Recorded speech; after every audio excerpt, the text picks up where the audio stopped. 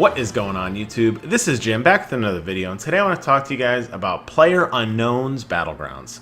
Yes, I finally bit the bullet and I bought this game, and I'm so glad that I did. It's really a lot of fun. I've been playing a lot of King of the Kill. I got that game for free when I was doing beta testing for it about 6 months ago. I dabble with it occasionally. It's definitely a lot more fun with other people. And none of my friends had it, so I would just play it when no one else was online and I was looking for something to do.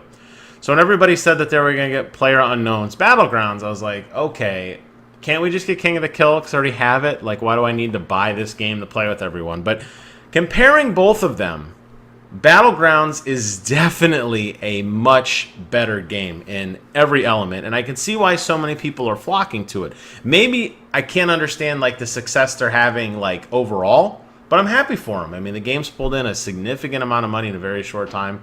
I think that's awesome.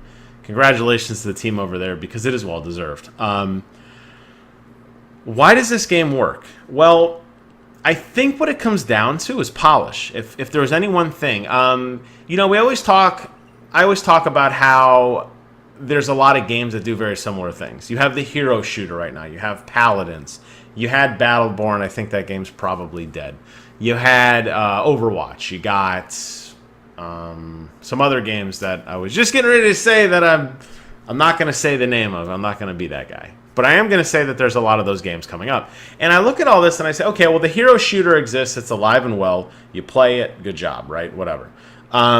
You look at the online battleground game. You look at King of the Kill. You look at some of the Arma mods that are still floating around. You look at PLAYERUNKNOWN'S Battlegrounds. They're all very similar in nature, but where Battlegrounds excels is in the polish. The graphics look really clean. It's on the Unreal 4 engine. The sound effects are, I'm not going to say they're as good as Battlefield's because I think Battlefield sound effects will always hold a special place in my heart because they're just so amazing.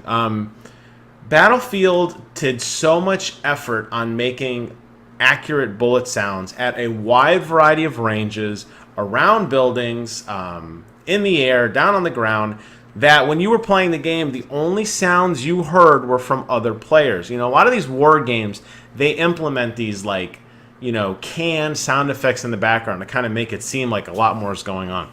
With Battlefield, the only sounds you hear are from everybody else. So if you hear like a gunshot, like a crack way out on the horizon, it's a sniper rifle, and a human player left-clicked his mouse. Hopefully that's still the button they were using. I mean, maybe they use spacebar if they wanted to bind it and be weird, but clicked their mouse and shot that bullet.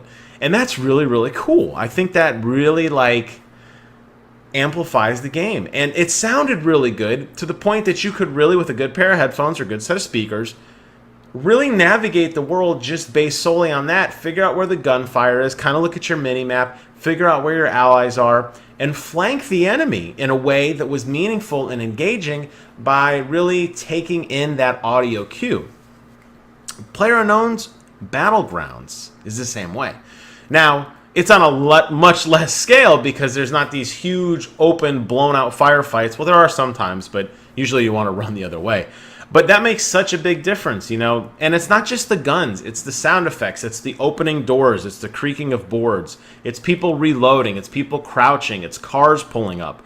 All of these different sound effects in the game really help you distinguish where the enemy's coming from. So when you're inside that circle and it's slowly, you know, caving in on you, and you're there with a buddy and you're just sitting there in a house, just prone, just laying and waiting, not moving an inch, not reloading your gun, not cycling through your weapons, not even opening your inventory, just laying perfectly still.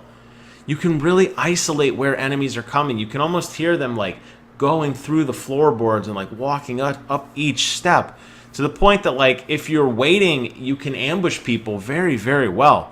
And I think that really adds to the suspense of the game, especially towards the end, because when the stakes are so high, you know, you have tons of gear, they have tons of gear, you know it's going to be a very quick firefight.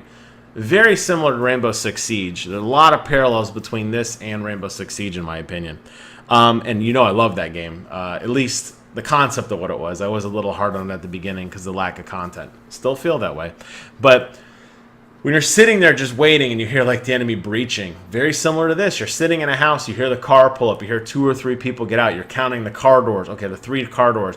Okay, 3 people got out. You're hearing footsteps. This door's opening. That door's opening. Somebody's shooting out the window. Somebody's throwing a grenade. Whatever it happens to be.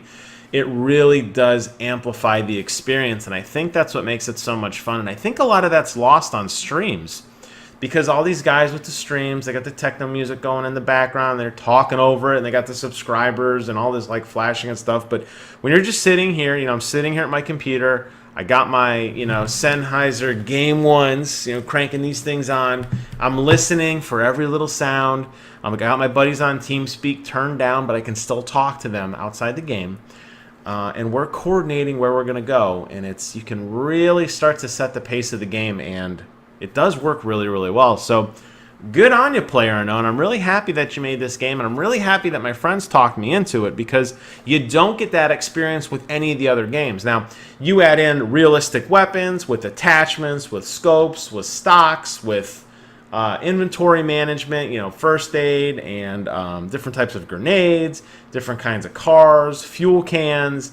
You really start to build up quite an arsenal, and you really have a lot of different ways, in order to take out your opponents.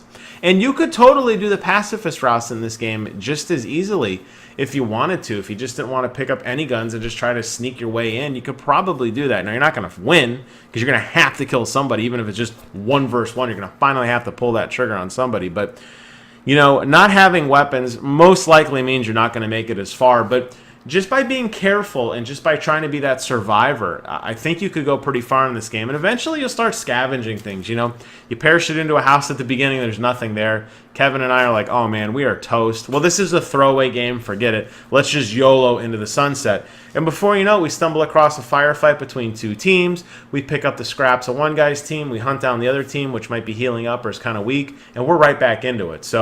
And that has a lot to do with the attention to detail in this game. And that is why this game is so good. So I will probably be doing some gameplay recording of it, maybe some live stream at some point. Maybe I'll do it tonight. I don't know. But when I do, and when you watch this in the future, because I know you guys like to watch a lot of stuff on Twitch, I do too. I think you're doing yourself a disservice if you're finding one of these streamers with the loud techno music and talking loud over it and stuff. I really think you owe it to yourself to find somebody like me who's going to crank up that sound for you. And I'm not going to constantly comment on everything. You're just going to get to enjoy the game for what it is. And I think you're going to see how amazing it is. So I'm really excited that this game is going to be coming to console, because I think a lot of people a lot of people haven't really experienced the game like this. And I think that a lot more people will. And I'm really excited for that, because there's really not a good console equivalent of this. Right now it resides in the PC Master Race, but hey, we're willing to share. We're great people. As always, I want to thank you guys so much for watching. Get out there and spend $30 on this game and friend me on Steam. My account is in the link below. I'd love to throw down with you. And until next time, I will see you guys on the other side.